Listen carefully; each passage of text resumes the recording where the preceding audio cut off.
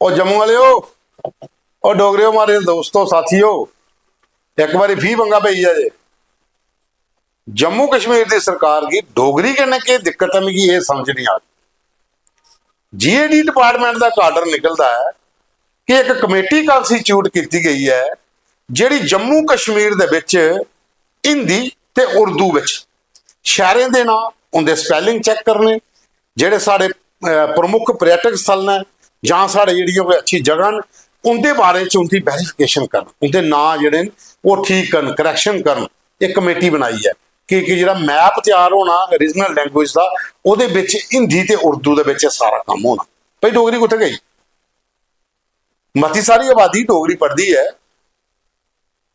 ठीक है, तुसें टाकरी च नहीं लिखते तो सिंपल भाषा डोगरी च लिखो,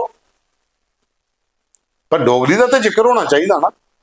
कुछ पोस्टां निकलदियां उत्थे डोगरी नहीं है, फलाने बैंक के इंटरव्यू होने उत्थे डोगरी नहीं है, उत्थे उर्दू है, हिंदी है, कश्मीरी है, डोगरी नहीं है। डोगरी कहना कह रहा दुख दर्द है, इन्हें भी ये समझ नहीं आ रही। उन्हें ये कमेटी बनी है, ये डायरैक्टर ने जोड़े कमेरा दे वो लद्दाख जम्मू कश्मीर जियो स्पैटियल जो इनका कोई SOI है वह इंचार्ज ने, उनका नाम ही कमेटी च लिखे ने। दूए जोड़े मैंबर ने गुलजार अहमद डार, ये JKS अधिकारी, वो कहना गया डॉक्टर अंजू शर्मा थापन, ये जम्मू यूनिवर्सिटी प्रोफैसर ने।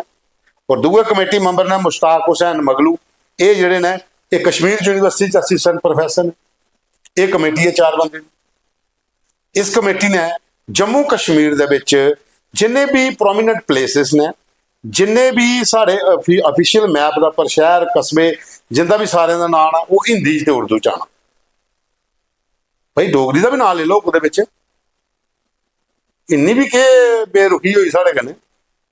10 डिस्ट्रिक्ट डोगरें दे, डोगर रियासत ही पूरी जम्मू कश्मीर, जेडे नहीं मनते वो नहीं मनन, उन्हें ढिड पीड़ पाउंदी है तो अपनी जगह पर पाउंदी, वैसे के लाना। लेकिन डोगरें की रियासत ही वो सबूत मते सारे। पर हूँ जो ऑफिशियल मैप बनाने लगे, ऑफिशियल डॉक्यूमेंटेशन होने लगी है, तो डोगरी की कल ही नज़रअंदाज करा दे।